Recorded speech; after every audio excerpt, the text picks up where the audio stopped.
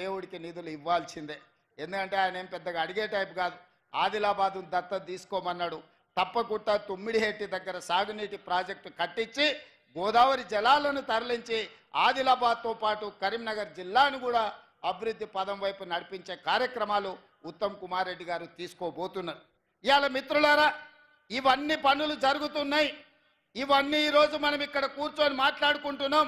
మీరు అడగగలుగుతున్నారు, మీరు విజ్ఞప్తి చేయగలుగుతున్నారు అంటే ఈనాడు తెలంగాణ రాష్ట్రంలో ప్రజా పాలన ఉంది, ప్రజా ప్రభుత్వం ఉంది. సంవత్సరం పూర్తి చేసుకున్న సందర్భంగా ఈ సంవత్సరం మీకోసం రోజుకు 18 గంటలు కష్టపడుతూ ఎక్కడ చూడకుండా చెమట తీస్తూ పని చేస్తుంటే కొంతమంది కడుపు నొప్పితో, లేకపోతే భవిష్యత్తు వాళ్ళకు లేదు, ఇక చీకటి మయమైందని తప్పుడు ప్రచారాలు చేస్తున్నారు.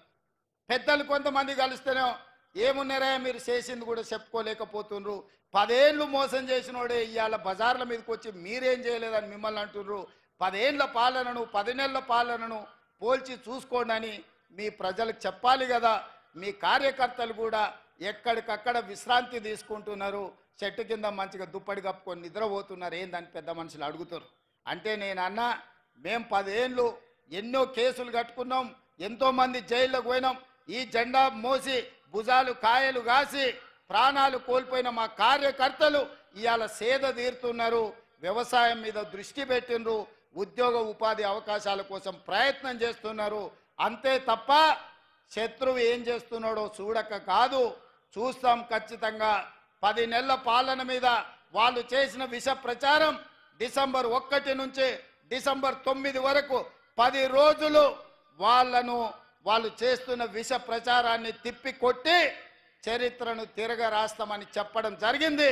దానికి ఉప ముఖ్యమంత్రి వర్యులు బట్టి విక్రమార్క గారు ఈరోజు బాధ్యత తీసుకొని ముందుకు నడిపిస్తున్నారు. మిత్రులారా, ఈ వేదిక మీద నుంచి తెలంగాణ 4 కోట్ల ప్రజలు నేను అడగదలుచుకున్నా. ఆనాడు 1200 మంది విద్యార్థులు ఆత్మ బలిదానాలు చేసుకున్నది తెలంగాణ రాష్ట్రంలో. నెలల కొద్దీ నిరసన తెలుపుతూ, రాస్తారోకలు చేస్తూ, వంట వార్పు చేస్తూ పిల్లలు ప్రాణాలు ఇచ్చి తెలంగాణ రాష్ట్రం తెచ్చుకున్నది ఎందుకు అని నేను అడుగుతున్నా.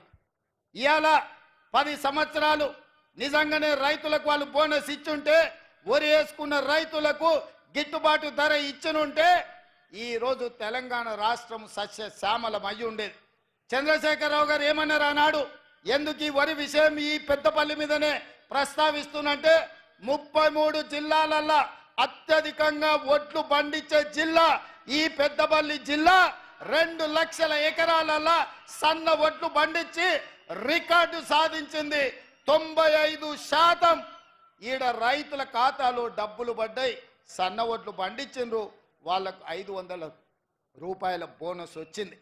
ఇవాళ గిట్టుబాటు ధరతో పాటు బోనస్ కూడా తెలంగాణ రాష్ట్రంలో తెచ్చుకుంటున్నాం. ఇదే కాదు, తెలంగాణ ఉద్యమమే ఉద్యోగ ఉపాధి అవకాశాలు. 10 ఏళ్ళు వాళ్ళు ఇవ్వలేదు.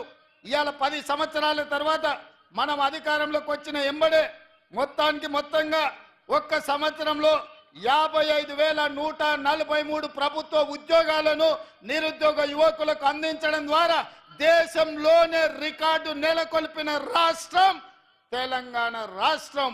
అందులో ప్రధానంగా హోంశాఖ కావచ్చు, విద్యాశాఖ కావచ్చు, గ్రూప్ 1 కావచ్చు, వైద్య ఆరోగ్య శాఖ కావచ్చు, బీసీ సంక్షేమ శాఖ కావచ్చు, ఎస్సీ అభివృద్ధి శాఖ కావచ్చు, మైనారిటీ సంక్షేమ శాఖ కావచ్చు, ఎస్టీ సంక్షేమ శాఖ కావచ్చు, నీటిపారుదల శాఖ కావచ్చు, రెవెన్యూ శాఖ కావచ్చు, పంచాయతీరాజ్ గ్రామీణాభివృద్ధి శాఖ కావచ్చు, ఇంధన శాఖ కావచ్చు, ఉన్నత విద్యాశాఖ కావచ్చు, రవాణా రోడ్లు భవనాల శాఖ కావచ్చు, పురపాలక పట్టణాభివృద్ధి శాఖ కావచ్చు, పశు సంవర్ధక మత్స్య డైరీ శాఖ కావచ్చు, వ్యవసాయ సహకార శాఖ కావచ్చు. మిత్రులారా, ఈ శాఖలల్లో మన ప్రభుత్వం ఇందిరమ్మ రాజ్యంలో మొదటి సంవత్సరం 55,143 ఉద్యోగ పత్రాలు, నియామక పత్రాలు, ఈనాడు గ్రూప్ 4 8,084 మంది నియామకాలతో 55,143 ఉద్యోగాలను ఇవాళ మన ప్రభుత్వం ఇచ్చింది.